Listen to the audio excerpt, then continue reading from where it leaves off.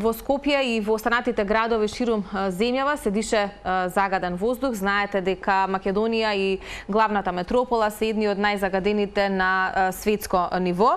Во овој период кога зимскиот распуст е продолжен, или децата и тинеџерите некако вообичаено и нормално е голем дел од активностите да сакаат да им се одвиваат надвор. Малку повеќе за студеното време, за ниските температури и како тоа влијае на имунитетот и генерално на здравјето кај младите и зошто ние препорачуваме да се изнесат децата на ниски температури, бидејќи некако студеното време може да биде само сојузник за здравјето. Ќе зборуваме во продолжение со почитуваниот доктор Александар Сајковски, познат педијатар во нашата земја. Доктор Сајковски, добро утро и добре ни дојдовте. Добро утро, поздрав до сите ваши гледачи и до сите ваши учесници во оваа емисија. Споменавме загаден воздух, продолжен зимски распуст, некако вообичаено или нормално е децата и тинеџерите да сакаат да се што повеќе надвор, да ги искористат нели слободните денови. Меѓутоа надвор е многу загадено.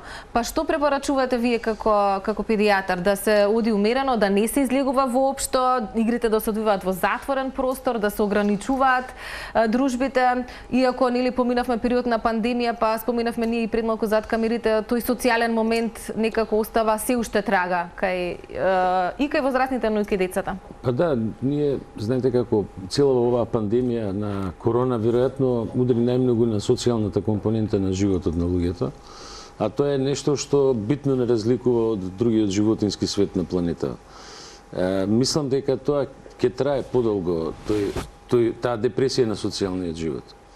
Така да би требало да децата барем да ги пуштиме да играат. Мислам да тој социјалниот момент да го живеат, да играат меѓу себе, но оваа дилема што ја отворивте е стварно дилема, нели сега сепак е надвор многу загадено. Концентрацијата на тие PM честички за кои најмногу се чита, но има и други состојки во воздухот, се навистина опасни за здравјето и на децата, но и на возрастните, така да лично вака упрва, што би рекле кога разговараме, би ги советувал колку може подолго да ги изнесат од местово каде што е најзагадено, тоа е од градов Скопје, а децата нека си играат надвор колку може повеќе. Значи да бегаат на планина, да бараат чист воздух. Па ако може да, тоа многу зависи од стилот на живење на едно семејство, од начинот на работа, мислам од обврските на работа и така натаму. Бројни фактори се во игра. Се зборуваше доста, например, за тоа да не се изнесуваат надвор.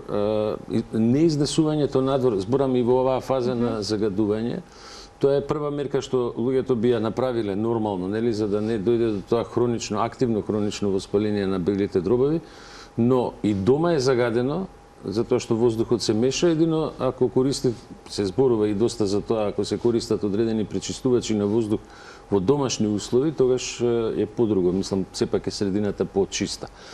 Но она што би сакал да напоменам, кога би го тргнале аерозагадувањето, например, во случај да се работи за сепак чист воздух, децата мора да се изнесат надвор.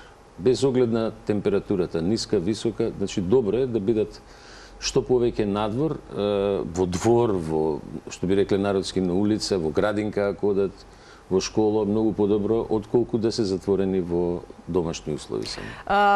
Неминовно е, нели, да се спомене загадениот воздух, кој што го имаме, за жал, во голем дел од градовите во нашата земја. Како реално тој им влијае на имунитетот и на здравјето? Верувам дека овие помалите, нели, бебињата и дечињата се многу позасегнати од целата ситуација, за разлика можеби од малку повозрастните, од адолесцентите и тинеџерите.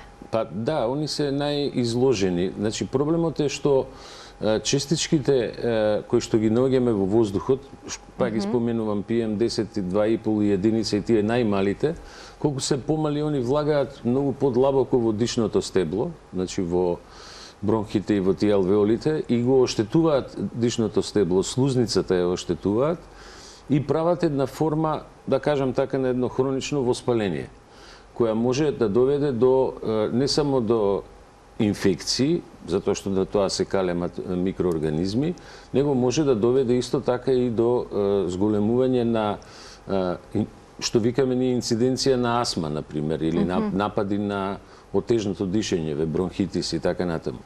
И да нема детето инфекција, заради тие оштетувања може да дојде до такви промени. А инаку факт е дека аерозагадувањето, па еве и мислам дека по медиумите беше објавено дека официјално негде 4,5 милиони луѓе последниот период се починати од директно влијание на аерозагадување во светот, што е стварно импозантна бројка, да не речем страшна бројка. Имунитетот е кај децата посебно, бидејќи тоа би сакал да го акцентираме, дека кај децата имунитетот е многу послаб отколку од оној кај возрастните, и можноста за појава на почести инфекции и можноста за оштетување на дишното стебло е поголема кај децата отколку кај возрастните луѓе, да кажем. Да, еден од предлозите за да се избегне ова загадено време и загаден воздух и сите овие индикации кои што може да настанат по однос на здравјето е всушност да се побегне на повисоките планински места каде што воздухот е почист, меѓутоа тамо и постудено. Дали се уште владе некое мнение кај македонската јавност и кај граѓаните да не ги изнесуваат децата на студено? Многу е студено надвор, не излегувајте. Не, тоа е стално кај нас. Мислам, не се променило низ годиниве. Тоа не е многу променето. На што се должи тоа? Може би малку младата генерација сега, релативно младата генерација го разбива тоа табу. Меѓутоа, баш напротив, мислам, без оглед, не е битно колку е ладно, да кажам. Битно е да е чист воздухот. Децата трпат ладен воздух, мислам, ладна средина. Дури има некои... Замрзнато носе, раце и нозе не е пречка. Нема да настине од тоа. Така, нема да настине од тоа. Дури има еден податок многу интересен во скандинавските земји, например, децата се изнесуваат, бебињата се изнесуваат секој ден, додека не падне температурата до -23. Под -23 па не ги изнесуваат надвор. Кај нас на нула па никој не ги изнесува. Зборам надвор од аерозагадувањето. Тоа е некој табу кој што уште е присутно кај нас. Дури уште поинтересно табу е што децата се преоблакаат дури и во домашни услови. Кога вие дома ќе загреете 24, 25, 26 степени, а децата се облечени малтене, фигуративно зборам, дури и со скафандер. Значи, не треба да е така. Она што е многу карактеристично за децата, тоа е дека нивниот метаболизам е негде 6 пати по-интензивен, по-јак од нашиот на возрастните. При тој метаболизам, они трошат и енергија, а тоа трошење енергија е и топлина. Нели, енергијата е секогаш и топлина. И сега, ако вие го преоблечете вашето дете, мислам едноставно, може да дехидрира, наједноставно кажано. Така да контрауслуга правиме. Апсолутно. Децата треба да се изнесуваат. Барем 1 сат, дури и најмалите дечиња, на ладно, надвор, без оглед колку е температурата, нели, само повторно се враќам ова, зависно од аерозагадувањето. Али барем 1 сат, 2 мора да се изнесат. Добро, ние ве препорачуваме да појдат сега актуелна зимската сезона, патувањата фамилиарни и така натака. Зимскиот распуст продолжен, верувам дека дел од граѓаните ќе ги однесат децата на зимски одмор. Тамо е постудено. Не треба да се плашат апсолутно. Па и повеќе од 1 час, така? Да бидат на студен воздух. Апсолутно не треба да се плашат од тоа. Некој пат им течат мрсули, ќе речат на децата, или кашлаат, и тоа е дополнителна пречка.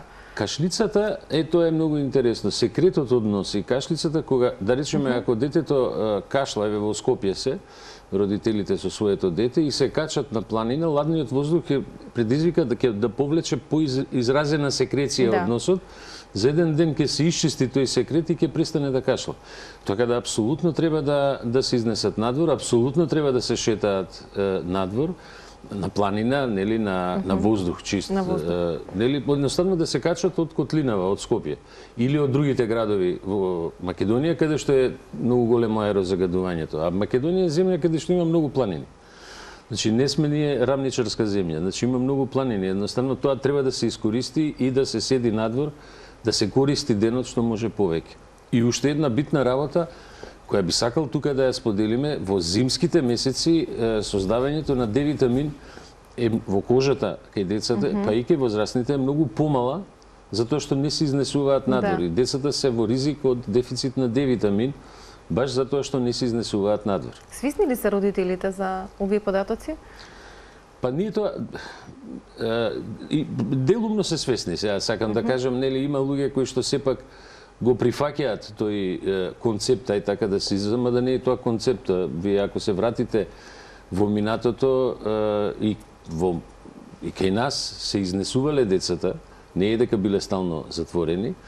Меѓутоа, мора малце поинтензивно да се збори за тоа. Едноставно, изнесите го детето, нека ужива во чистиот воздух, нека ужива, па ако е уште средина каде што има снег, уште поубаво. Чисто родителите, ако детето им е настинато, велат дека тоа е дополнителна пречка да не се изнесува надвор. Што би прокоментирале Не, апсолутно за тоа?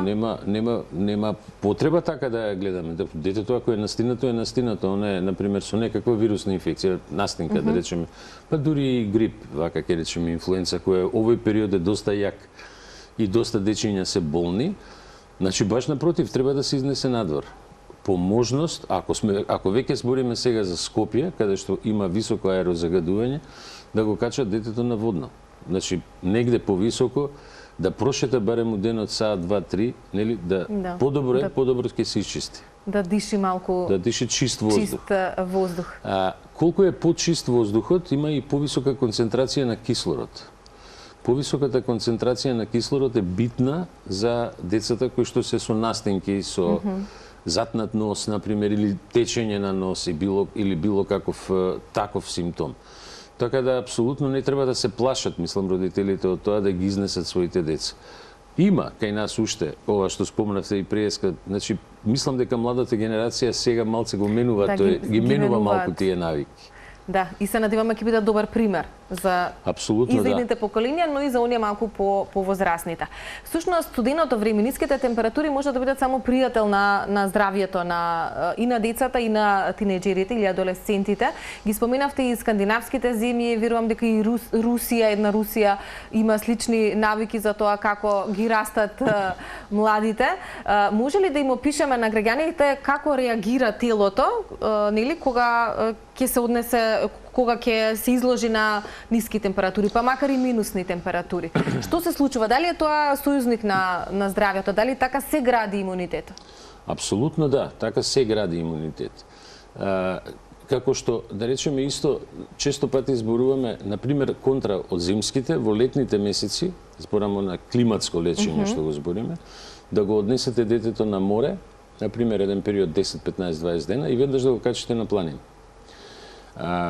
Промената, ладното време, да кажем, ладната температура, ладниот воздух, влие на тој начин што го активира целиот метаболичен систем во телото. Значи, детето се активира. Се активира циркулацијата, значи, побрза станува циркулацијата, но она што е многу интересно, позитивниот импулс, што особено децата кои ќе се качат на планина кога има снег, позитивниот импулс и нивното радување на снегот е еден од клучните фактори за лачење на одредени хормони, кои што и молекули одредени, сега да не ги именувам сите до една, нели, кои што уствари не само што го зголемуваат имунитетот, го зголемуваат и расположението на детето. Затоа децата се радуваат кога играат на снег. Па да, пуштите ги, нека се играат, па и нека се наквасат, кога ќе се приберат дома, ќе се исушат. Нема никаков проблем. Впрочем, вие гледате, споменавме Скандинавија, Шведска, например, или земите Русија или Алјаска, имате земји каде што температурите одат и до минус 50. Значи, таму има луѓе и деца кои што живеат. Јас познавам некои луѓе кои што живееле во такви средини, израснати се од деца, израснати се во прекрасни особи и јаки имунолошки особи.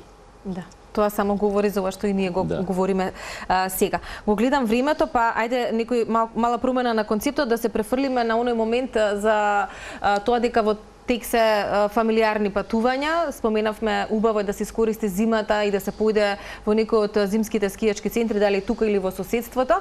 Меѓутоа, што препорачувате за родители со бебиња или тодлери, какви да бидат патувањата? Пократки, мислам на пократка или подолга релација, и колку пати да се прави пауза, и како да се одвива патувањето? Често луѓето ги пренаоблекуваат и дечињата кои што патуваат во автомобилот. Ајде малку околу советите или најчестите грешки можеби кои што родителите знаат да ги направат? Да, прво што би им советувал, зависно од возраста на детето, безбедноста на детето во возило, ако се нели движат со возило, значи тоа се оние седишта кои што треба да се користат за децата врзани, нели, не да седат на задната клупа само така. Значи прво тоа е од Иако безбедност. плачат, некој пат мора да седат таму. Мора да седат таму, да. Да. Тоа е сепак од аспект на безбедност. Така. Друго, патувањето, знаете како, ние многу пати во педиатријата го зборуваме едно исто, дека децата имаат само две желби. Тоа се љубов и храна. Значи, таа љубов пренесите им ја за време на патувањето.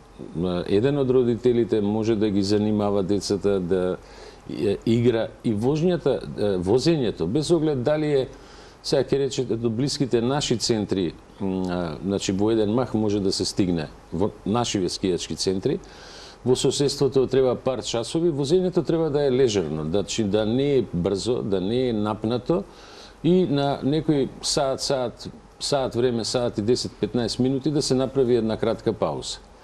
Евентуално во зависност од потребите што ги има детето, дали да се напие некој сок, вода, дали нешто да касне и било што така. Значи, нема потреба да се форсира. Впрочем, децата може, тоа сите го знаете, може, например, во тек на вожња да дојдат у ситуација да повратат. Тоа се случува и кај возрастните, нели, таа кинетоза е уствари. Меѓутоа, кај децата може да се деси тоа, значи нема потреба да се форсира, затоа нема потреба да се форсира, особено не на кривини, кога се оди према некои планински центри. Така да, само да се битно е да се обезбеди во возилото се она што му е потребно на детето, у смисол на играчки, храна, течности за пиење. Температура не треба да се преоблекува детето, затоа што и онака работат климите во околите. Сите се стајани на грејење, тоа е апсолутно сигурно, а баш ако се тројца или четворица, самите луѓе унутра зрачат топлина, да. Така да само полека, без брзање, без форсирање, а местото каде што треба да отидат, во зависност од возраста на детето, сепак треба да ги има истите услови или слични услови, максимално квалитетни услови како што е дома, нели, да има добро сместување, да има каде убаво да се преспие, топла, ладна вода, значи оние потреби кои што ги има нормално за хигиената за едно дете. Така. Минута до крајот, ваш совет за гледачите во поглед на денешната тема, да појдат и да го искористат студеното време кое што го нуди зимата, иако ова не е баш она класична зима или нели не е толку студена како би рекла. Апсолутно, да го искористат времето, да се качат на некое повисоко место и да нема доволно снег, нека се качат, нека дишат чист воздух. Нека се шетаат и нека уживаат во природата. Да. Ви благодарам, доктор Стајковски, вам ви посакувам убав зимски период. Се надам дека и вие можеби ќе заминете на некое патување, да подишате и вие чист воздух.